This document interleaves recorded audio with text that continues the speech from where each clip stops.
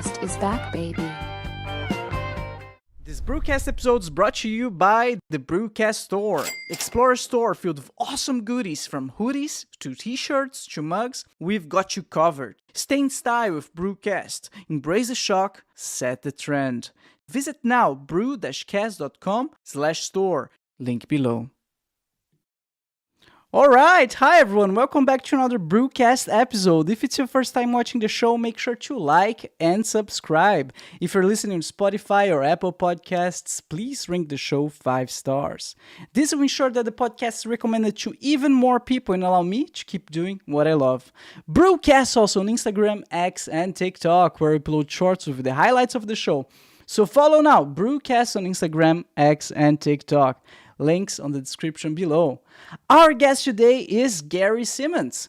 Gary Simonds is a neurosurgeon, author, and educator with a lot of experience regarding burnout and emotional resilience. He is known for his engaging, thought-provoking presentations and writing. All right, how are you doing, Gary? I'm doing great. Thank you so much for having me. It's an honor. Oh, yeah, it's an honor. I never had a neurosurgeon on the podcast, so that's a first. Thank you so much for being a guest. Oh, yeah, it's my delight. All right, so my first question would be, did you know from a young age, Gary, 5-10 years old, when I grow up, I want to be a neurosurgeon? No, absolutely not.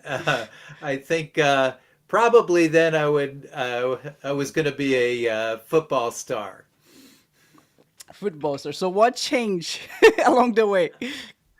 I don't know. You know, a lot of people have asked me how I ended up in medicine, and I got to be honest, I don't know.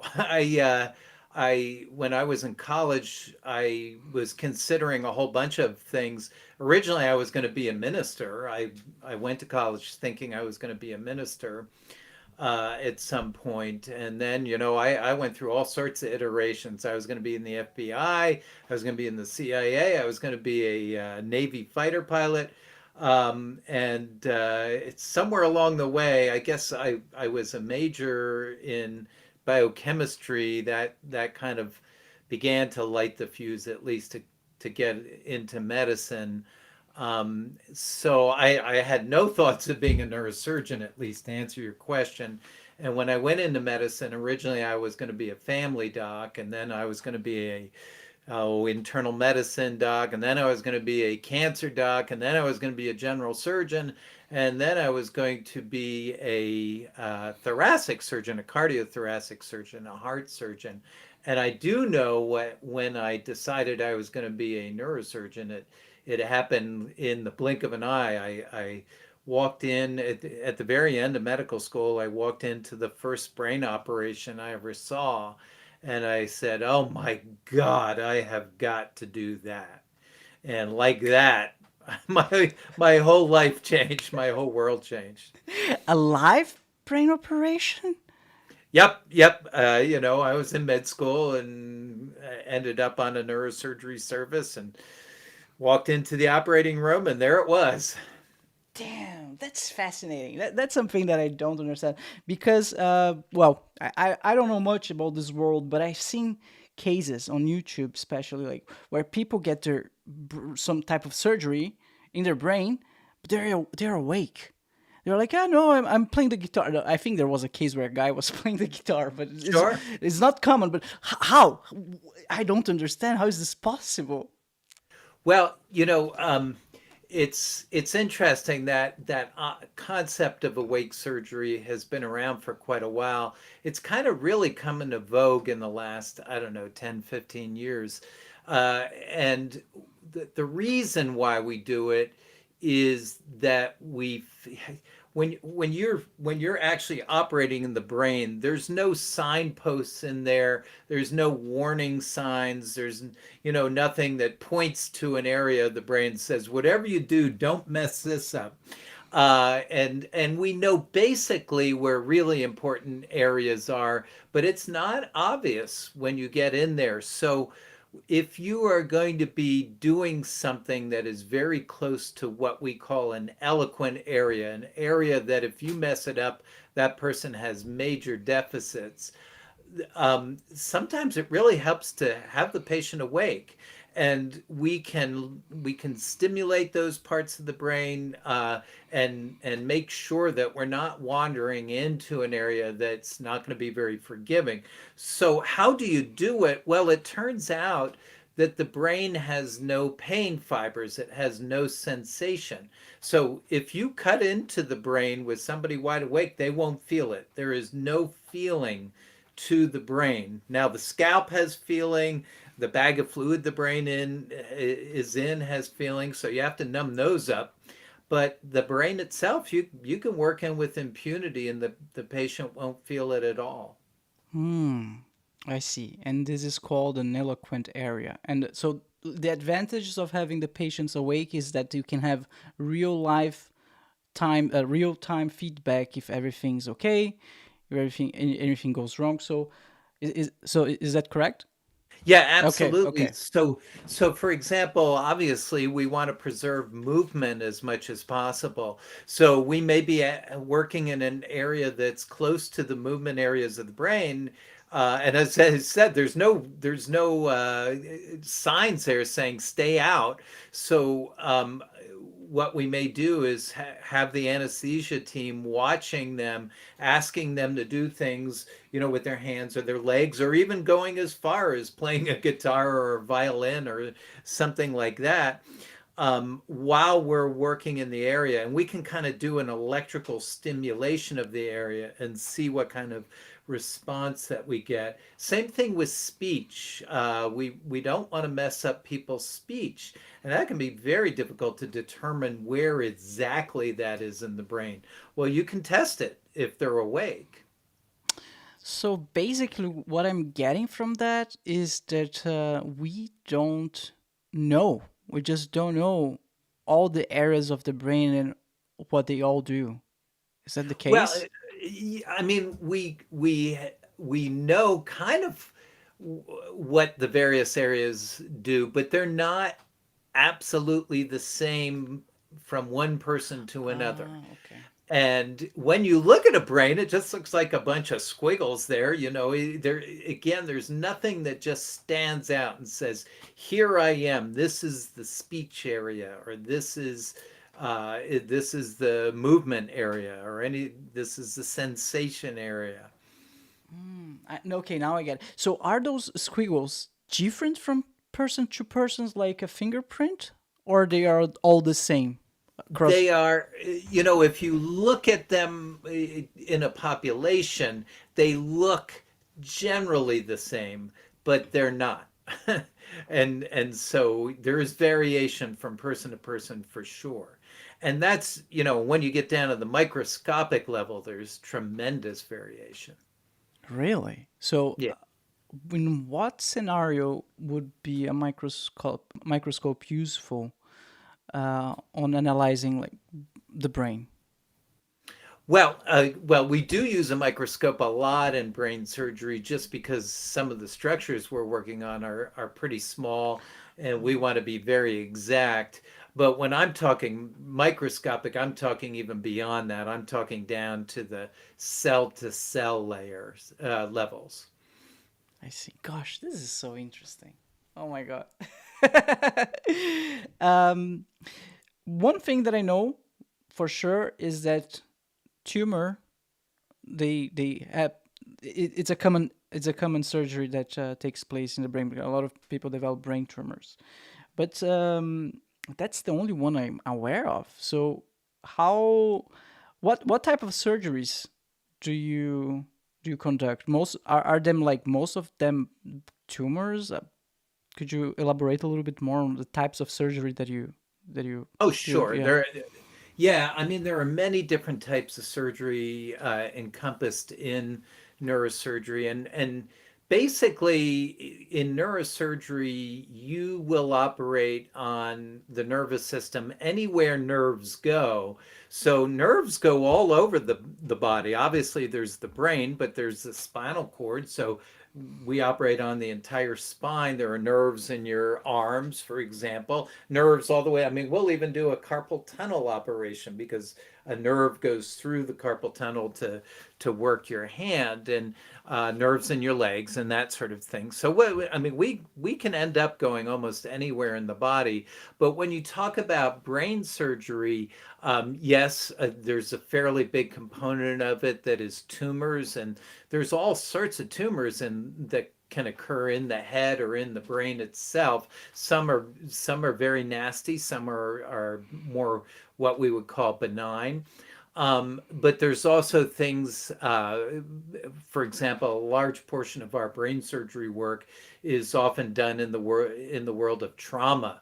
People get terrible head injuries in car accidents or falls, and we often have to do something about that. Then there's the whole world of strokes. You can have strokes that rob the brain of its blood supply, and that can be operated on. There are strokes that result in bleeding in the brain, and that can be operated on.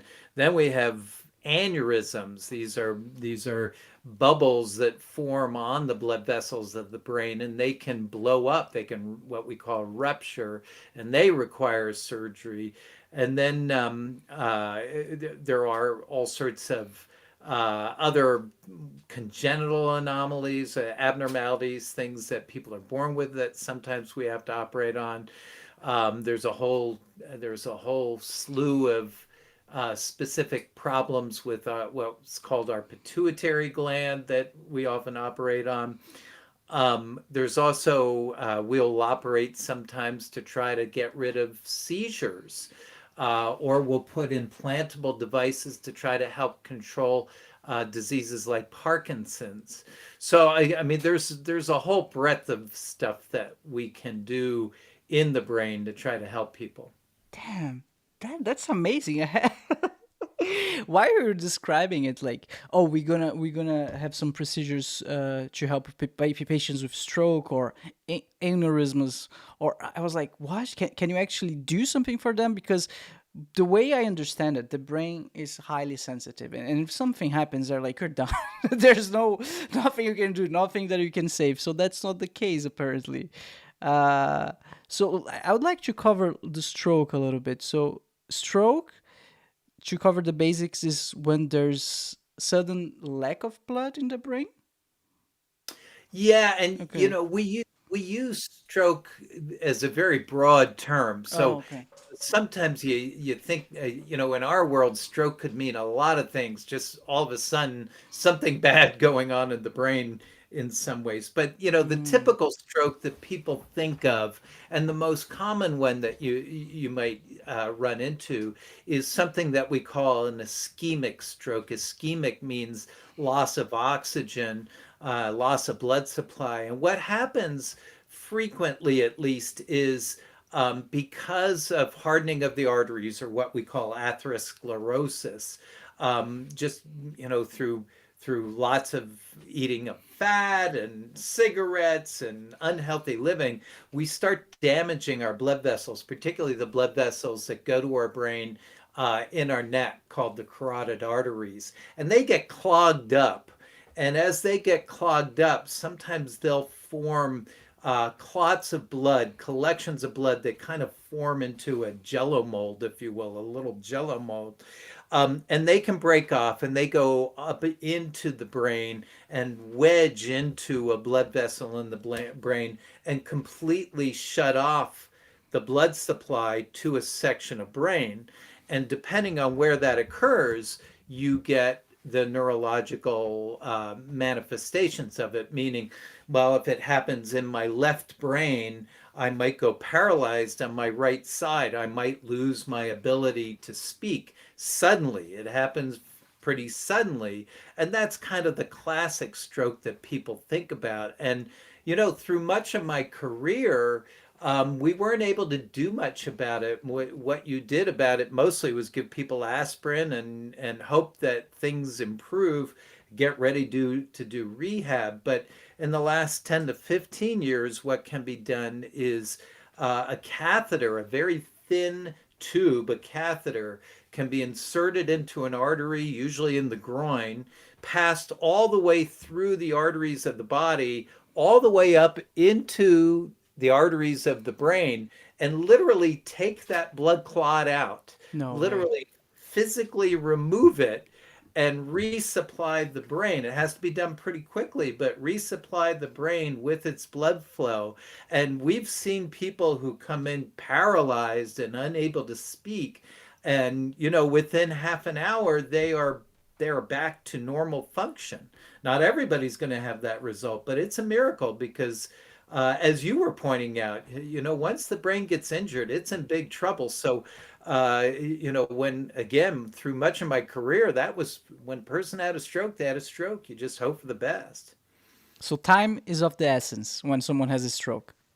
Absolutely. We say Mhm. time is brain. Wow. That's borderline magic. So there's a robotic arm that goes into the brain and remove the little clog. And that's something that you operate.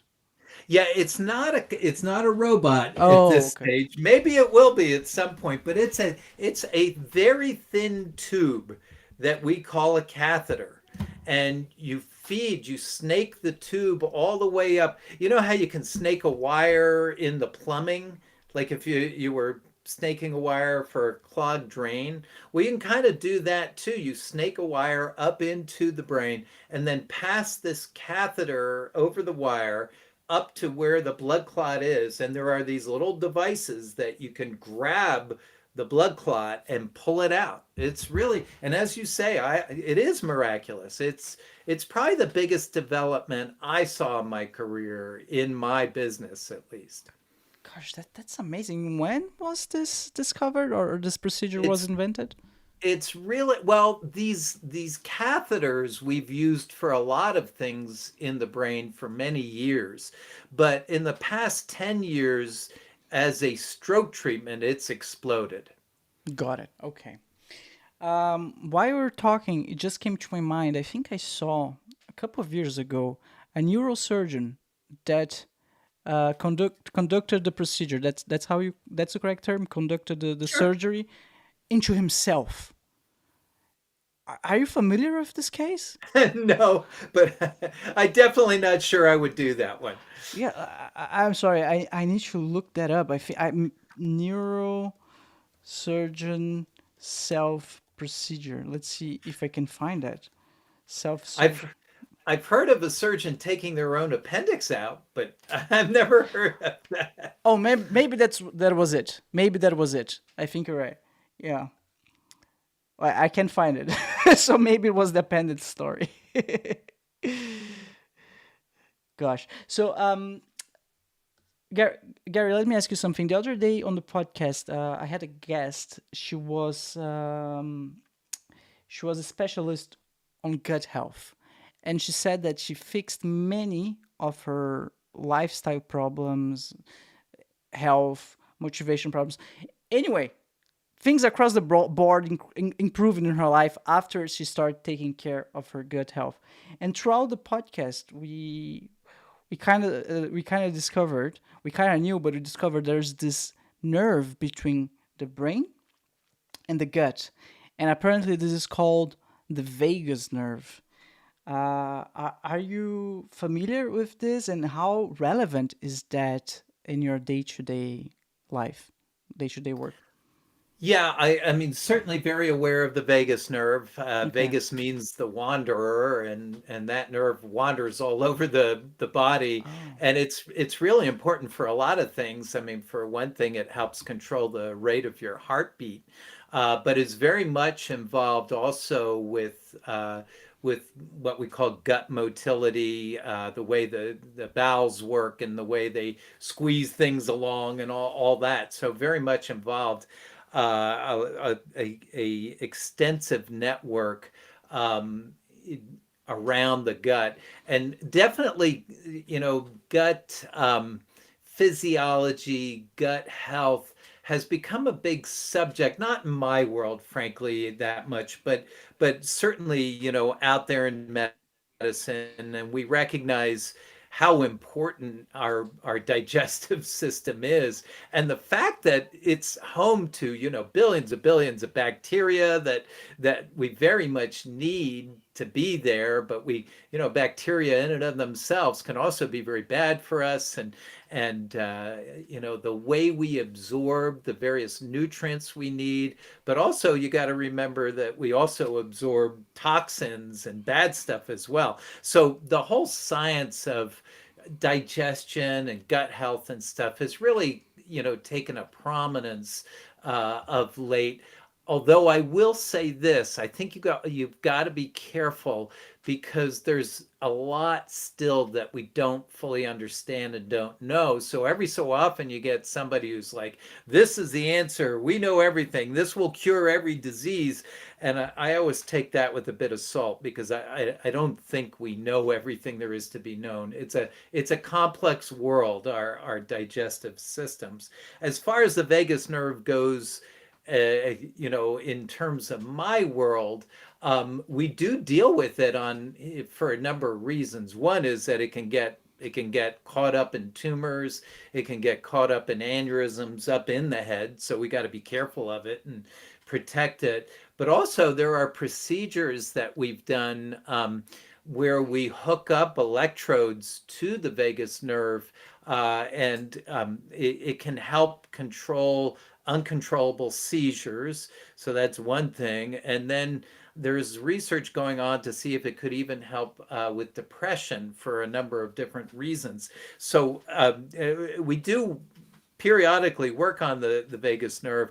When we do the electrode stuff, we actually go into the neck, and it sits behind our carotid artery, and you can find it there, and hook these electrodes up to it if you need to.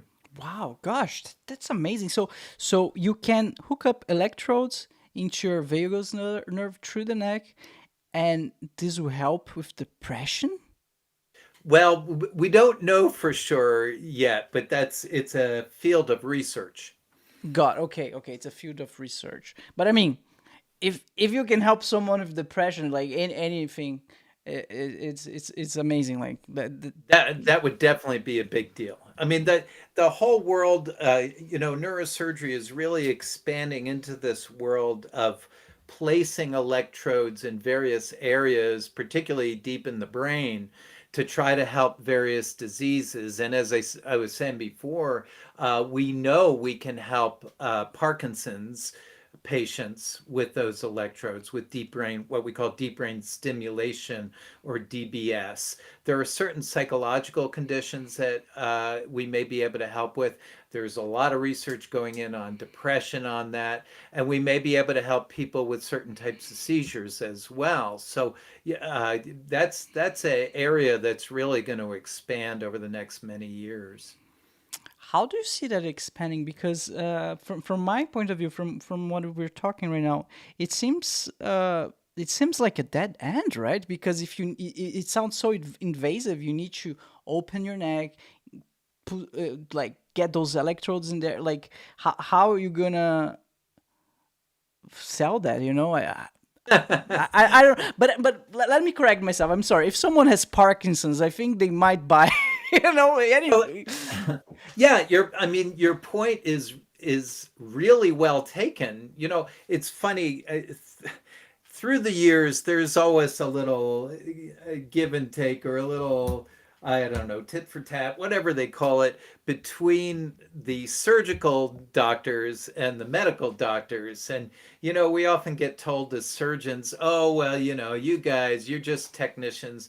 You don't have to talk to patients." And I'm like, "Are you kidding? If you don't think we have to talk to somebody who we're telling, that, oh, we're going to open up your head and take a section of your brain tissue out or something.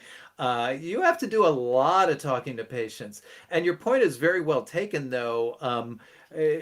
These are big, nasty operations, and those ones are. Now, I'll tell you, the electrode ones aren't that bad, but some of the things we do to people are pretty gruesome. So, to do them as a surgeon, for you to recommend them even, you better be pretty convinced that the benefits are worth the risks. And so a patient who has something that's very bad is more likely to want to do these surgeries, more likely to want to submit to them.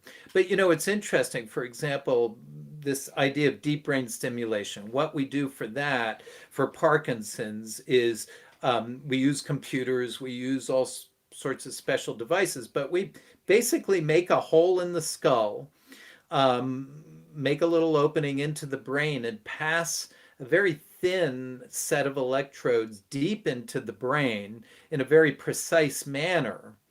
And then we bury the wires under the scalp, and we bring them down to the chest, where we make an incision in the chest, and we put a little battery pack there, what we call a pulse generator. But it's like a pacemaker, like a pacemaker for the heart, but this is a pacemaker for the brain.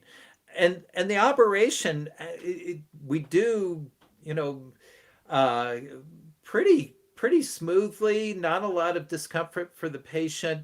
And the benefits, like as you say, for something like Parkinson's, can be tremendous. I mean, it's stunning sometimes to see the improvement when you turn these devices on. Yeah, of course. Yeah, of course. Gosh, that's incredible. That's so interesting. And I think it has a lot to do with your point of view, of course, right? You can either say, "Oh, I have Parkinson's now, I need to live with this thing," or you can just embrace it like, "This is amazing. I don't have Parkinson's anymore. More this device kind of transformed my life. I'm kind of like Iron Man, you know."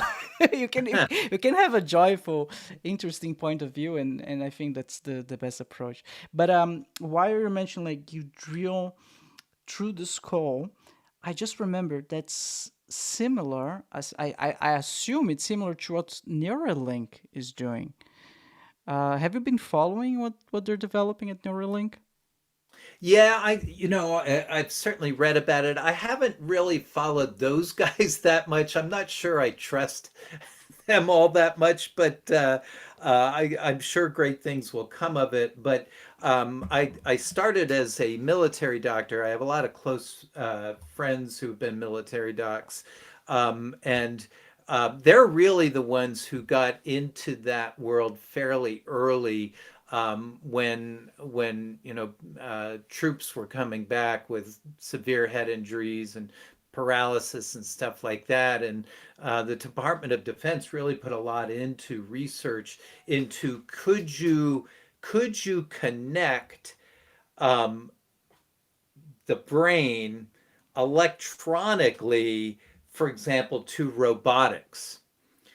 And the brain's an amazing thing, and it turns out that, if you put a bunch of electrodes in the brain or on the brain in certain areas, you can train the brain to send signals to these electronics and actually move robotic arms and stuff. So that world is going to expand. It's going to become bigger and bigger. And with all the money that Musk has and Neuralink has, I'm sure that will accelerate it. I just hope it's, for the benefit of mankind, and not other reasons.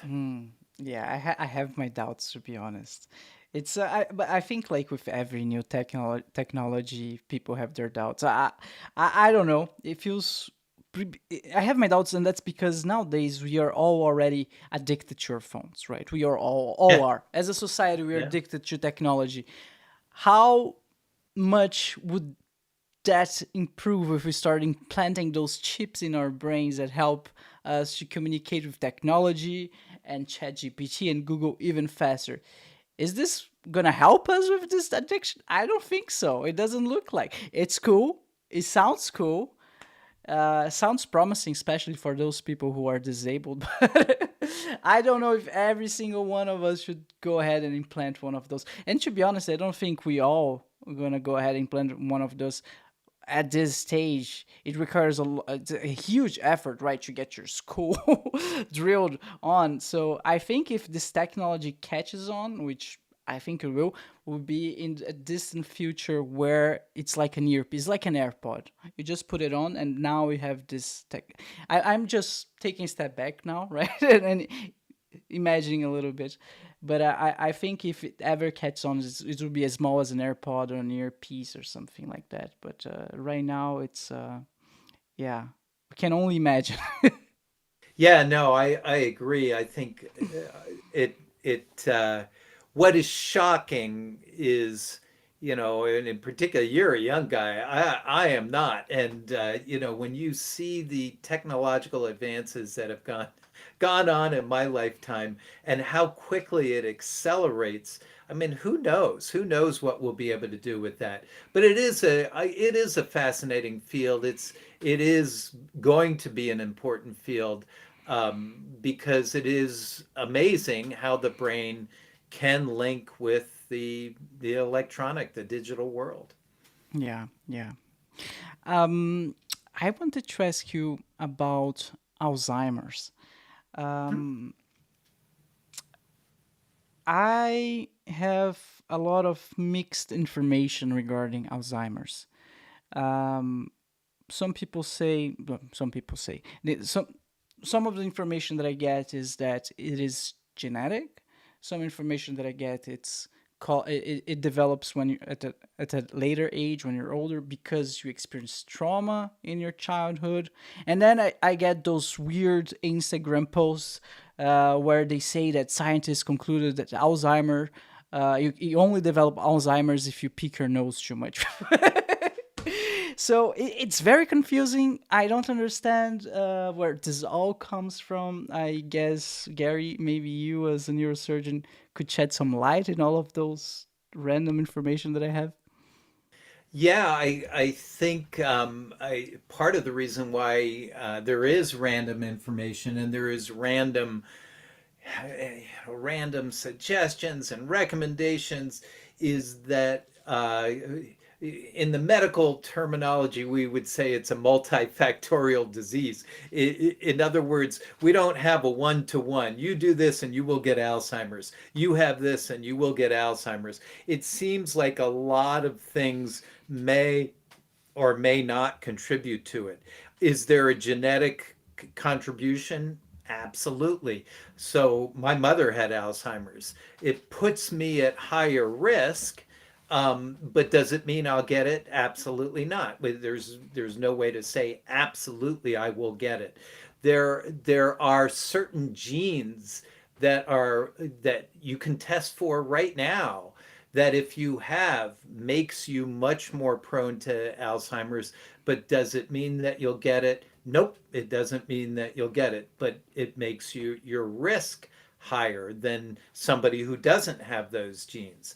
So all this stuff kind of is swirling out there, and what we know are things like the better health you are in general, the less likely you will to get Alzheimer's. In other words, keeping active, keeping healthy, eating Mediterranean type diets, keeping your arteries fairly clean, not smoking, staying active mentally, particularly when you get to my age, still reading, still learning, teaching yourself new language, play your guitar, all that sort of stuff is somewhat protective. Will it keep you from getting it if you were going to get it? Probably not. But does it lower your odds? It seems to.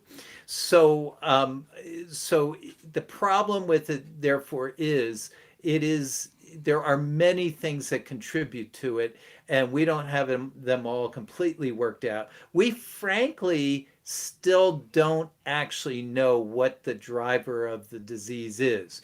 We know that there's accumulation of all these different types of proteins, beta amyloid and tau proteins in the cells, but we don't know if that's causing it or it's a result of the disease. So there's a lot still that's got to be learned. And that's part of the reason why there's confusion. And just like people talking about gut, every other day you're going to hear somebody say, hey, we've found that if you bury a toad under a full moon, it'll decrease your chances of getting Alzheimer's. Okay, well, maybe, maybe not. Got it. So, yeah, I heard somewhere that the major areas of scam that happens like throughout the world is like in the healthy field, the relationship field, and finances, of course, because it's the ones that the people have the least experience on. Like, if you want to really understand like about your health, you're like, you need to really study about it. If you really want to understand like the finances world, you really like take some time and study. It's complex, so I guess a lot of people take advantage of it. That's a great point, though. Yeah. It's a really good point because um, I'm on a med school admissions committee, and typically in med school we look for certain types of characteristics and accomplishments and stuff like that in the applicants. And I'm always arguing that one of the things we really should be looking for are people who are very good at educating other people, because frankly, that's what you spend most of your time doing as a physician, and that is trying to educate people about what's going on with their bodies and what the options are to do with them. And, I mean, literally, that's probably the greatest amount of time that I've ever spent is just explaining and educating and bringing people up to snuff, because it's not the world that they deal with. And you're right, I'm the same way with finances. If somebody says to me, oh, you ought to invest in this, I'm like, I don't even know what that means. How do I do that? What's it matter? Yeah, totally. So before we move on, I just like to ask you real quick. We're talking about you can test about Alzheimer's, and that you can test your genes right now to know the probability of developing Alzheimer's in the future. So I'd like to just ask real quick about those genes. What genes specifically? It's one called ApoE, and it's there are many genes that are involved in this, but there is a fairly strong correlate between having these genes and a significantly increased risk of Alzheimer's. Particularly if you have contributions of them from both your mom and dad, genes from both your mom and dad that have this gene in it. Um, but again, it's one of those deals that even if you have them, it doesn't mean you're necessarily going to get them. It just means your risk is higher. And then it gets, I often ask, I teach undergrads in neuroscience, and I often ask them, if you could take a test that tells you you're going to have this bad thing or you're going to have that bad thing 10 years down the line, 20 years down the line, would you take it, or would you rather just go on and live? And it's an interesting discussion. How much do we really want to know about our medical futures, particularly if we can't do much about it? I guess if it's something that we could fix in advance, obviously, then we might want to know about it. But there's a lot of things out there that, I'd probably rather not know. That's a good way of putting. Do you want to know about it? If it's inevitable, I think it really doesn't matter. You can postpone it, right? But correct me if I'm wrong. Isn't it 90 or 80, like a very very large percentage of your health entirely dependable on your diet and exercise routine, like something around 90%? Is that the case? Yeah, I'm not sure if I can put 90% or a percentage on it, but there's no question about that, good old fashioned healthy living is going to be really important overall in fending off a lot of diseases. And, that crosses many different categories. It obviously, exercise and keeping moving and all that sort of thing goes a long way, but a good diet, staying away from cigarettes, good mental health. And as we were talking about with Alzheimer's, keeping your brain exercised, if you will, as well. But then you also get into, your some things you have no control over. When you were developing as a embryo and a fetus, and your early childhood and emotional stress and strain, these things all add up. Hmm. I see. Yeah. That's why I'm so glad you that you have those podcasts, because it's I think, for me at least, one of the best things about podcasts is spreading awareness, right? I cannot tell you, Gary, how many guests I had in this podcast. Okay, I can't tell you, 45. But like, across the board, all of them, they say, dude, you need to exercise, you need to take care of your mental health, and you need to eat well. And this drastically changed my life. And I can see from a lot of them, it's like something that's like a revelation almost, because they live throughout their whole lives not taking care too much, not worrying about too much what they eat, if they exercise or not. But as soon as they reach like a point, I'm generalizing, okay? They reach like a certain point in life where they see they're developing a certain type of diseases, or like life is not going great for them. And they just start developing those healthy habits, which is not always easy to do. And it's like transformational. And I love, again, that you're, how do you say in English? In Portuguese, I come from Brazil, right? They say batendo na mesma tecla. You're pressing on the same key. Basically, you're just repeating what I love to spread so much. So Preaching to the choir in English, I think. Yeah, I salute you for doing this. I absolutely agree with you that um, your podcasts and podcasts like it are extremely important. We get bombarded by stuff, but we get bombarded by advertising a lot. We get bombarded, here, do this, and buy more of these sugary drinks and these cereals and these beers, and this and that. And I think we need a counterweight. I think we need people putting out the message of how to take care of yourself in many different ways. And as we're talking about, it's not just physical health. There's a lot on the mental health side as well. And what we've learned, I told you before that I spent a lot of time in the world of trying to prevent burnout and build personal resilience.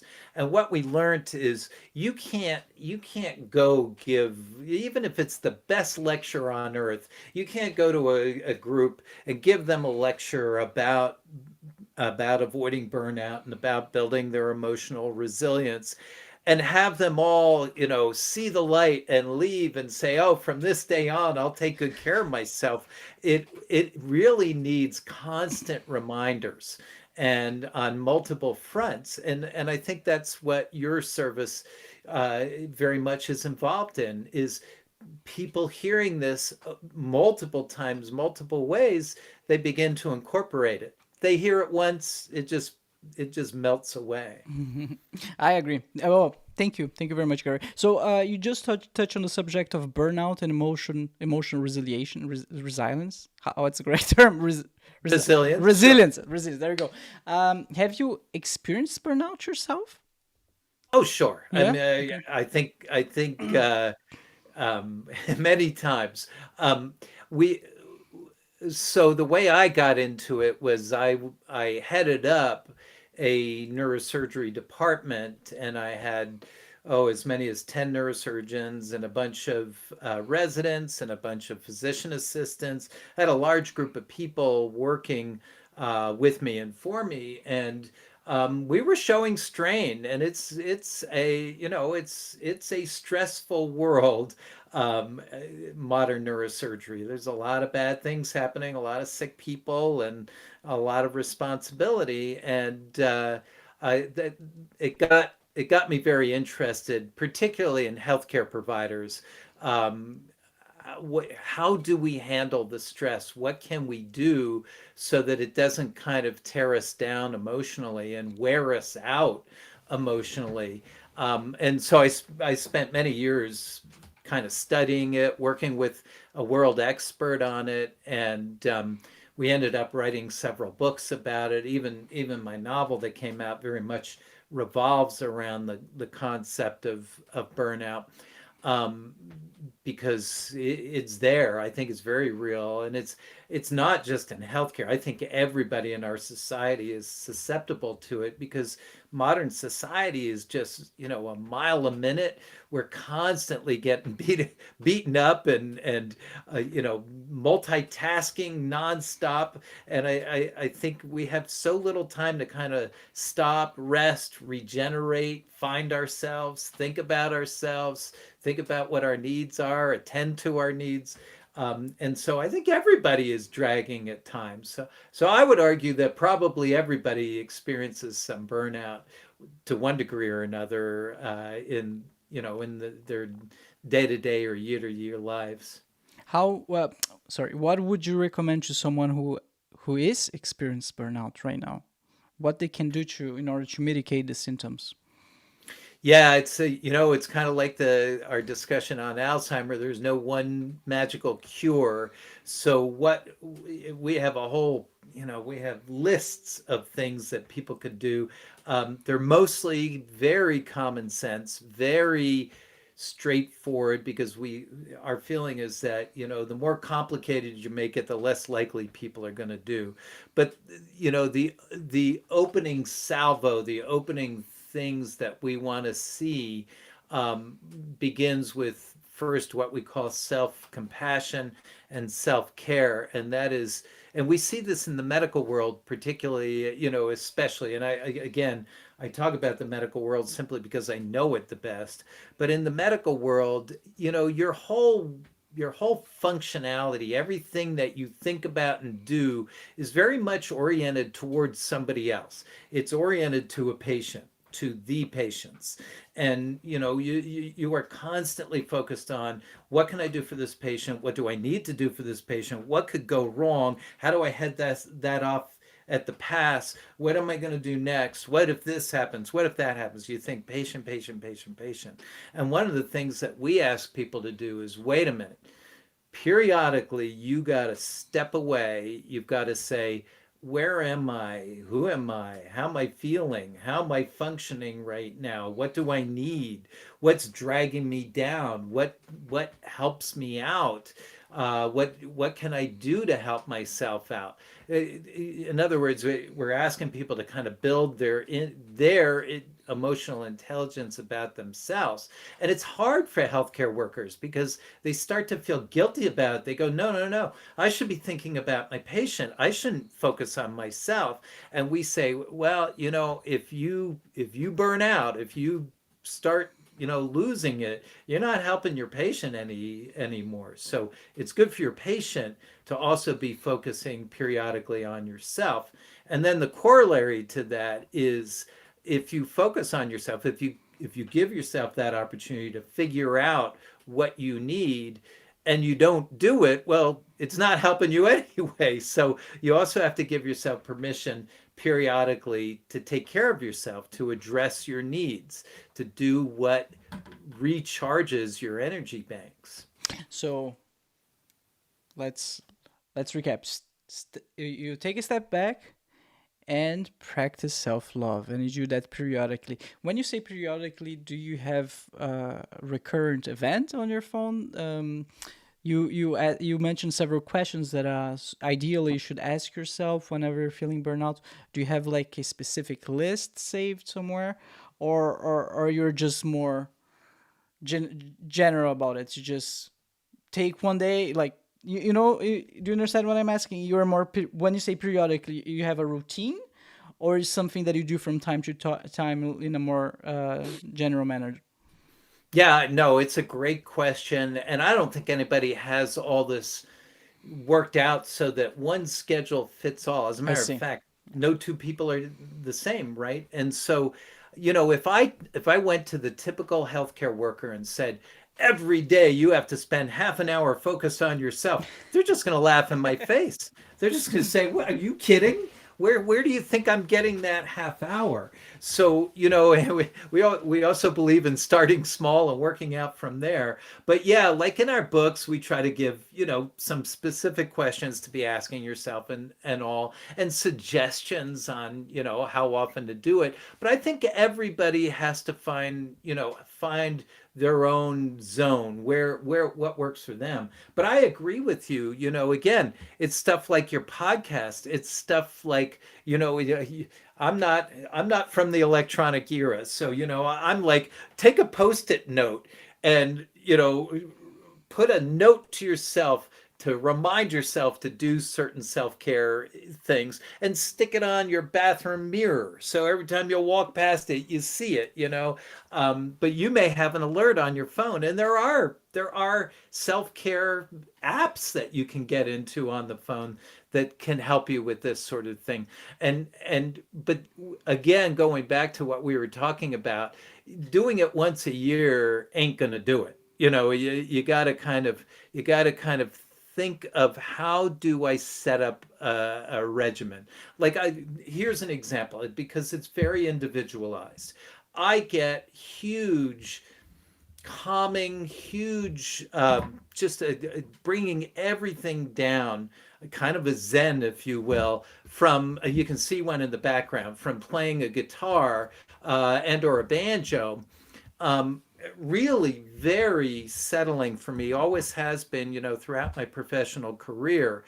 So I tried to make myself sit down and play an instrument at least 3 or 4 times a week, and it's not easy. I kind of put it off and put it off, but the benefits when I actually make myself do it is tremendous. I can just feel that calm wash over me, and I'm in a whole different world when I start playing.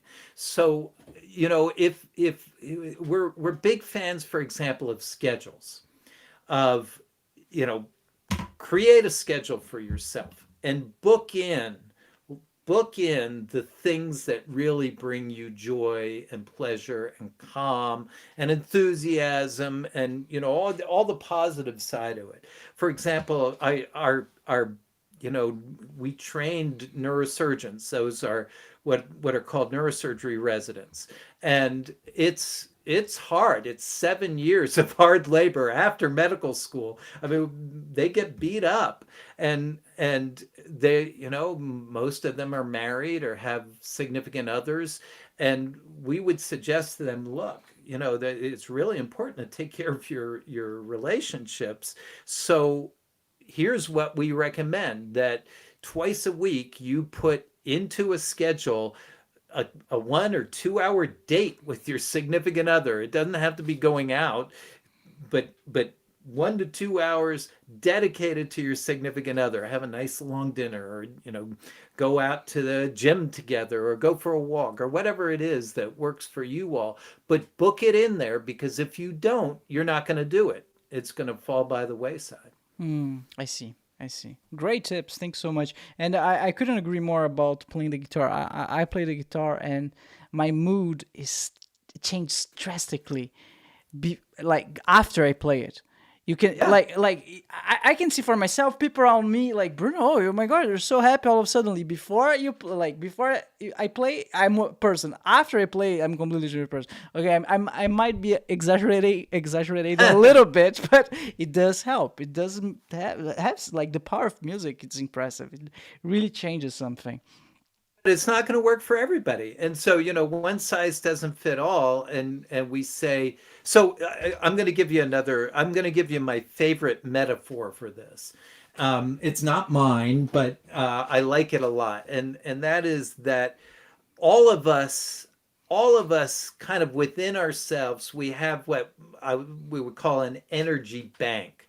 It's a bank of energy that gives us the energy to get up in the morning, brush our teeth, make some breakfast, get out, face the world, the world, do our work, prepare for a podcast, you go through all the electronics of the podcast, deal with some hassles, deal with bad guests, whatever it is, we need a certain amount of energy to get through the day. And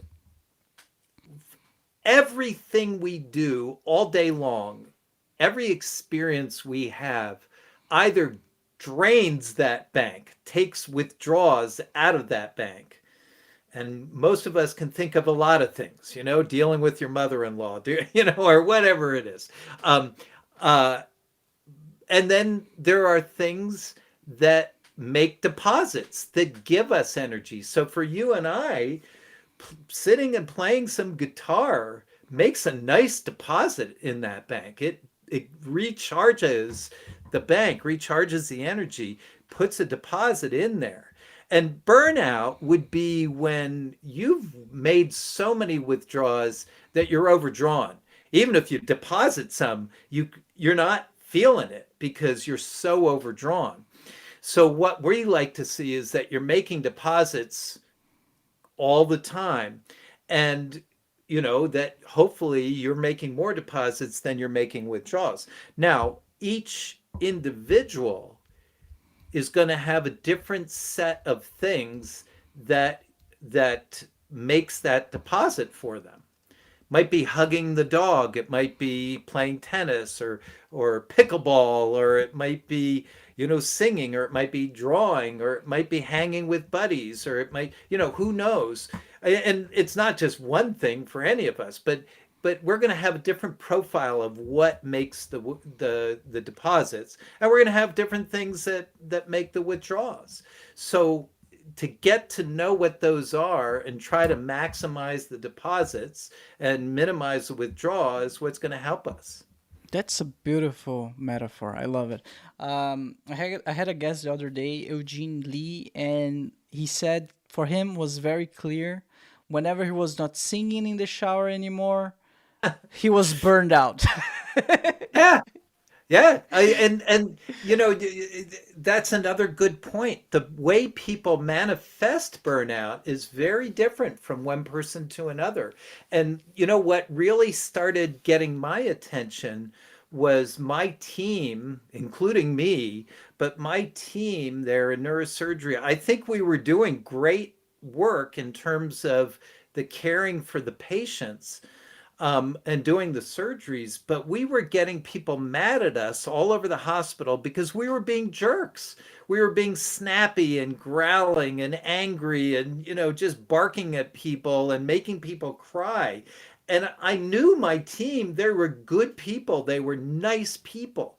But I think they were manifesting burnout through this. They just didn't have the energy to interact with other people other than the patients. They were throwing everything at the patients and had nothing left to even interact with the nurses or other doctors or aides or that sort of thing. And I think that's what tipped the scales for me. I was like, we got to do something. We can't function like this. Of course, of course. I mean, you need to do a job. You need to do your job well, but you also you live in a society. You need to, Right. you need to be nice to people around you. So yeah, I totally makes sense. So Gary, you wrote a book.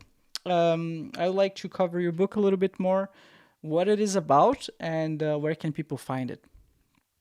Well, thanks for thanks for bringing it out. Of Um, course. so it's called Death's Pale Flag. That's a Shakespeare quote.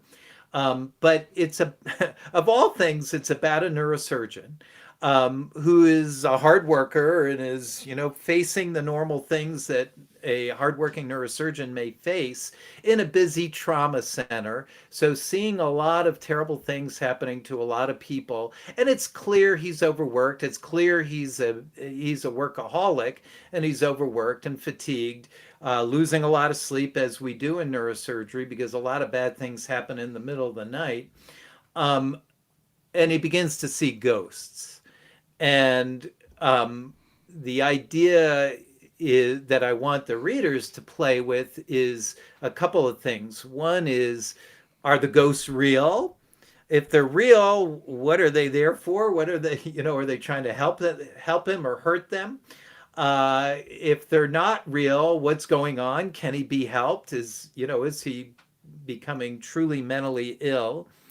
Um, and then another thing I kind of wanted the readers to think about is what's actually scarier, the paranormal elements or the normal elements, meaning what this doc is seeing every day, all the terrible things that are happening to people. And I think the other thing that I really wanted people to appreciate, well, one of the things I wanted them is to just have a real good snapshot of what the modern medical world is, particularly the neurosurgical world, what it looks like, how it functions. You were asking me a lot of brain surgery questions. There's a lot of brain surgery in the book, so people get a good dose of what it feels like, and hopefully what it feels like to be the surgeon with the brain bleeding uncontrollably, and what the heck am I going to do next? But then I also wanted them to get a really good picture of the patients and their families and how doggone brave they are, how just filled with humanism and humanity that they are.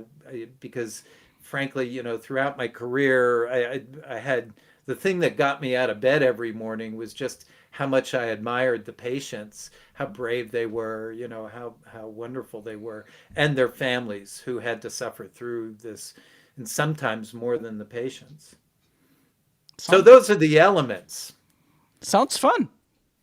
Hopefully it's fun. People have been very, very nice about it, very complimentary. So I'm happy that it strikes a note, at least with some people. Where can people find it?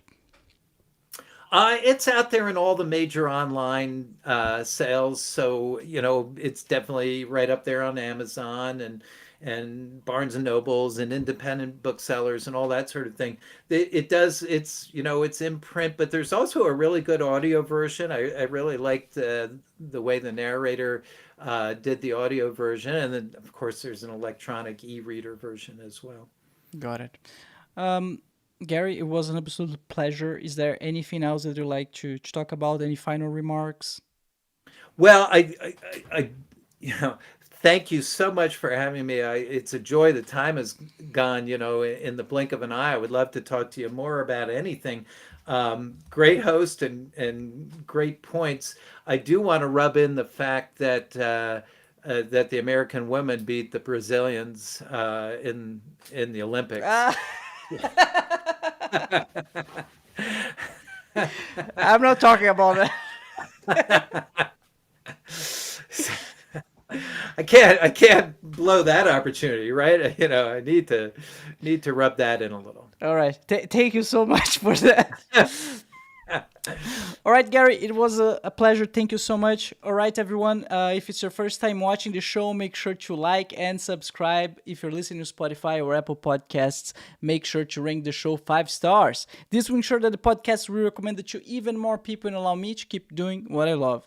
Check out now the BruCast store. Explore a store filled with awesome goodies, from hoodies to t-shirts to mugs. We've got you covered. And stay in style with BruCast. Embrace the shock, set the trend.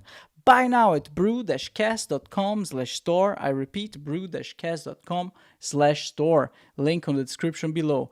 BruCast also on Instagram, X, and TikTok, where we upload shorts with the highlights of the show. So follow now, BruCast on Instagram, X, and TikTok. Links below. All right, everyone. Thanks so much. Subscribe. See you next time. Gary, again, was a pleasure. Thank you so much. Thank you. Bye-bye.